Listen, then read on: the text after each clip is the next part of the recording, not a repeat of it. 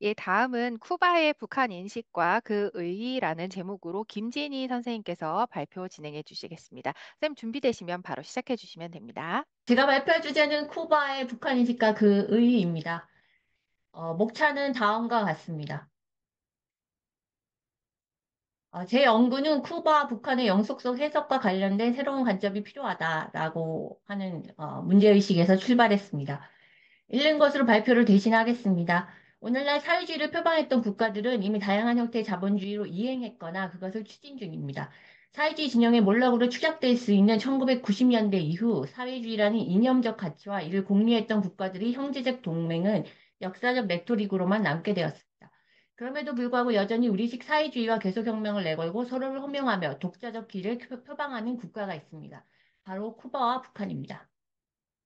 전 세계는 이들 국가의 존속 가능성에 대해 회의적 시선을 거둔 적이 없습니다. 하지만 쿠바와 북한은 1990년대 심각한 경제적 위기와 국제사회의 강도 높은 억압에도 불구하고 여전히 혁명 정권의 영구 집권을 자신하면서 사회주의를 국가 이데올로기로 강조하고 있습니다. 아무리 강력한 통치 권력도 대중의 자발적 지지 없이는 존속할 수 없다라고 전제했을 때 정치 경제적 결핍과 국제사회로부터의 고립 속에서 이미 인민대중이 인내 한계점을 넘어선 듯 보이는 국내 상황에도 불구하고 이들 두 나라의 인민대중이 자신들의 정권을 민주 독재자로 상정하며 지지를 거두지 않는 이유는 무엇인가? 라는 문제의식입니다. 지금까지 많은 연구자들은 이 두 국가의 예외적 현상을 소위 혁명 역사로 명명하는 독특한 역사적 배경을 토대로 구축된 강력한 통치술의 결과로 해석돼 왔습니다. 그리고 이러한 해석의 핵심은 쿠바와 북한의 인민대중이 유로부터의 지배 전략과 이를 구체적으로 작동시키는 다양하고 독특한 통치 수단을 통해서 효과적으로 정치 사회화 되었다는 것입니다. 어, 하지만 이러한 설명만으로는 쿠바와 북한의 영속성을 온전히 이해하기는 어렵습니다. 역사적으로 폭력을 독점하고 절대화된 통치술로 자신의 정치적 생명력을 연장하려고 했던 수많은 독재 정권이 결국 각성한 인민대중에 의해 무너져 내린 사례들은 우리는 수없이 목격해왔기 때문입니다. 한편 다른 해석도 존재합니다. 쿠바와 북한의 영속성을 정치적으로 계산된 현실적 타협과 선택적 개혁에서 찾는 입장입니다. 예를 들어 국가 붕괴의 결정적인 위기와 같았던 특별한 시기와 고난의 행군 시기를 각각 거치면서도 양 국가가 존속할 수 있었던 이유를 체제 존립에 위협받지 않는 수준의 현실적 타협, 즉 경제개혁에 있다고 보는 것이었습니다. 결국 이들은 줄곧 비판해왔던 시장경제 체제를 일정 부분 수용하는 현실적 타협과 선택적 개혁을 통해 체제와 정권의 존속을 위해 필수적인 인민대중의 지지를 획득할 수 있었다는 해석입니다.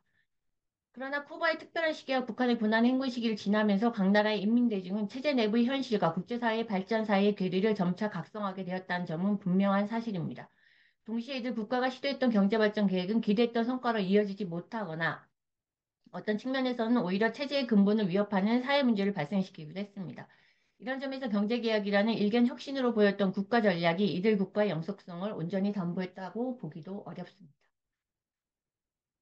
음, 따라서 실패한 국가들의 평가에도 불구하고 인민대중을 체제와 정권화로 끊임없이 불러들이고 결속시키는 설득력이 어디서 기인하는지를 밝혀내야 합니다.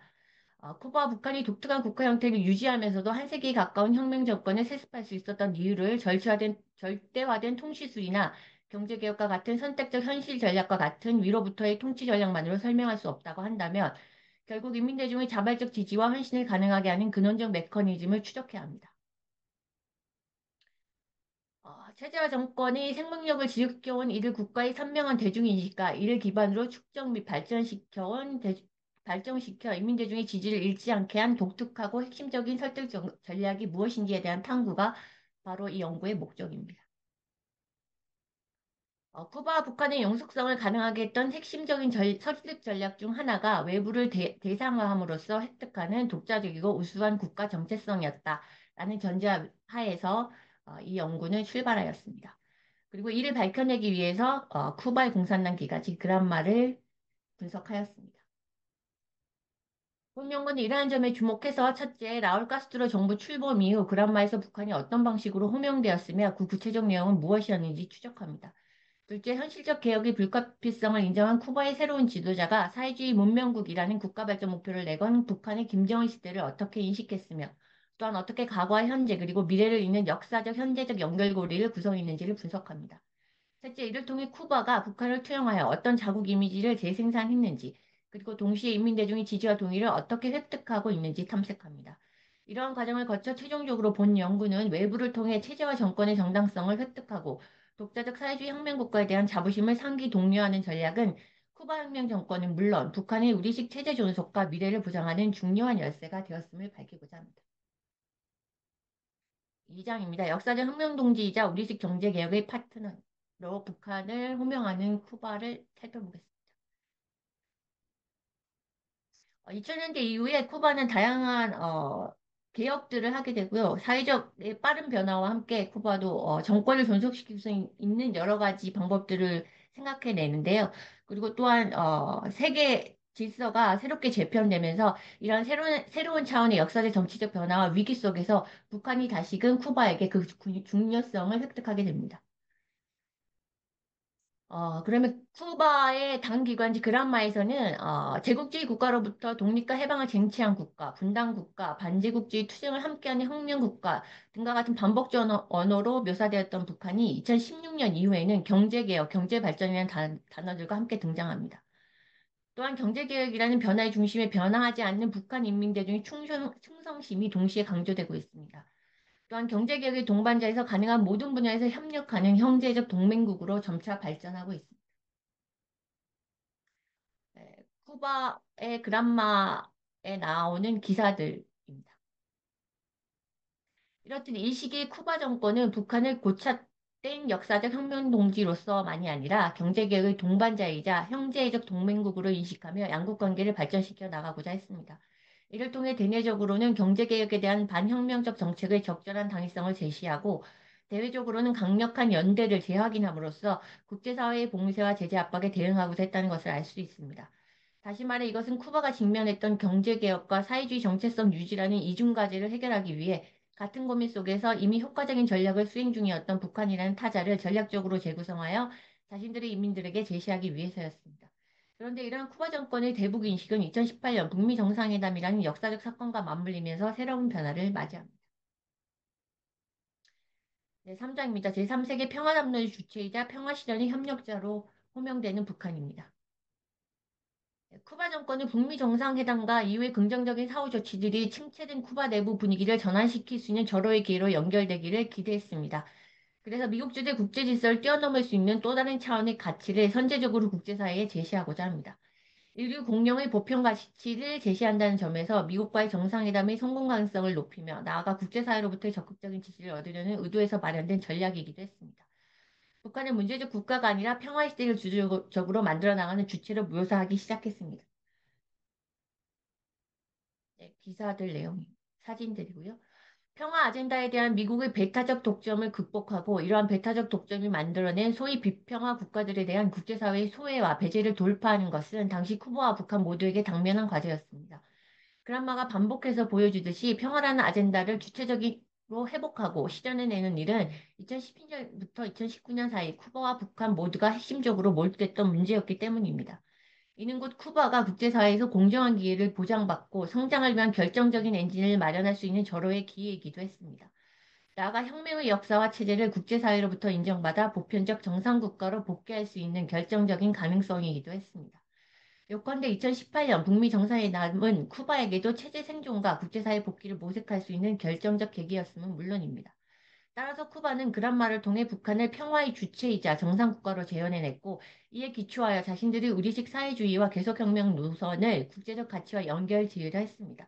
특히 평화담론과 연계된 그란마의 기사들은 미국 주도의 국제 질서에 맞서 제3세계 연대의 가능성을 복원하려는 쿠바의 절박한 의지를 선명하게 드러내고 있습니다.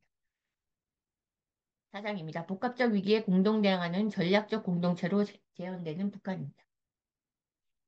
지속되는 경제적 어려움과 국가 정체성에 대한 쿠바 내부의 동료와 비난, 그리고 신냉전과 다중경제의 시대에 돌입해서 쿠바는 과거 냉전 시대를 굳건하게 뒷받침했던 전통적 동맹관계의 근본적인 변화를 포착하게 됩니다.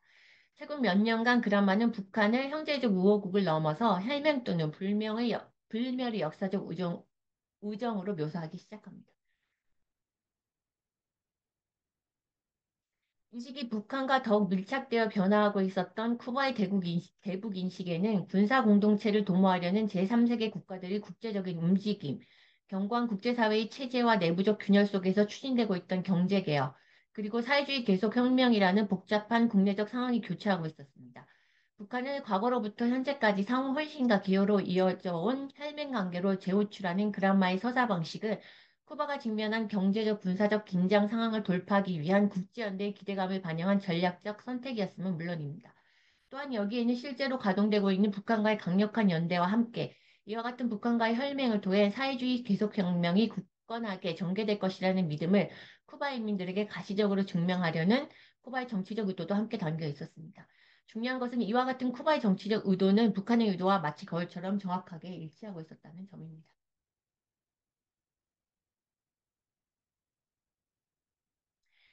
네, 신냉전 다중전쟁의 시대입니다. 크게 요동치고 있는 세계 정세 속에서 이제 쿠바와 북한은 서로 다른 노선을 통해 이 위기를 돌파하려고 하고 있습니다. 쿠바는 더욱 적극적으로 외교의 반경을 넓히며 국제사회로 나가기 위한 외형을 정비하고 있습니다. 테러 지원국 명단에서 쿠바를 제외하겠다고 했던 바이든 행정부의 발표는 트럼프 행정부가 들어서며 5일 만에 다시 뒤집혔지만 쿠바는 다각도로 국제사회의 문을 두드리고 있습니다. 그러나 북한은 세계 곳에서 기한 없이 펼쳐지고 있는 전쟁을 현실적 위협으로 판단한 듯 보입니다. 작년 6월 러시아와 포괄적인 전략적 동반자 관계에 관한 조약에 서명한 것에 이어 10월에는 러우 전쟁의 북한 군사를 파병하면서 북러 관계 밀도 높이기에 몰두하는 모습이 이를 반증합니다. 이러한 상황 속에서 제3세계 사회주의 혁명 국가라는 국가 정체성을 공유하며 최근까지도 혈맹을 다짐했던 양국이 확실한 거리두기에 들어간 것으로 보이는 장면들이 포착되고 있습니다. 쿠바 한국 수교 이후 쿠바에 대한 언급을 의도적으로 피하거나 축소하는 등 불편한 기색을 이어오던 북한이 2025년 연락장 목록에서 쿠바를 제외하면서 이 두 국가의 균열이 가시화되고 있기 때문입니다. 쿠바는 2024년 12월 30일 조선노동당 중앙위원회 제8차 전체회의 회의에서 박태송의 새 총리 임명을 축하하며 양국의 우호 관계를 강조했지만 남한과의 수교를 발표하고 그 후속 조치들이 거침없이 추진하는 모습을 보이며 북한과의 관계보다는 자국의 실리에 더 무게를 두고 있음을 분명히 했습니다. 그러나 역사적으로 이 두 국가의 아, 어떡하지?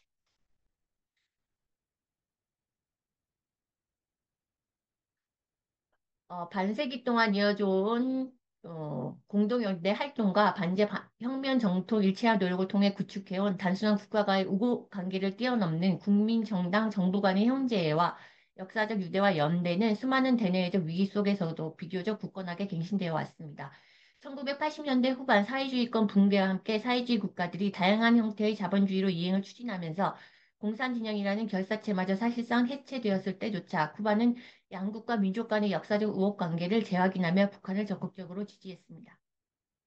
이는 쿠바가 다른 사회주의 국가와 달리 반제혁명이라는 공통 지점으로부터 출발하여 제3세계주의를 공유하면서 혁명 정권을 중심으로 우리식 사회주의를 지향해왔다는 강력한 연대의식으로 북한과 연결되어 있기 때문입니다. 그러나 사회주의권의 붕괴로 인한 여파가 쿠바를 직격하면서 특별한 시기란 국가 최대 위기를 돌파해내야 했던 쿠바는 현실적 경제 지원이 가능한 소련 또는 주변 라틴 아메리카 국가들과 친밀도를 높이는 데 주력했습니다. 경제 회복과 성장이 국가의 존립을 위한 최우선 과제였기 때문입니다. 하지만 2010년 이후 쿠바와 북한은 나란히 새 정권을 출범시키면서 다시 서로에 대한 주목도를 높였습니다.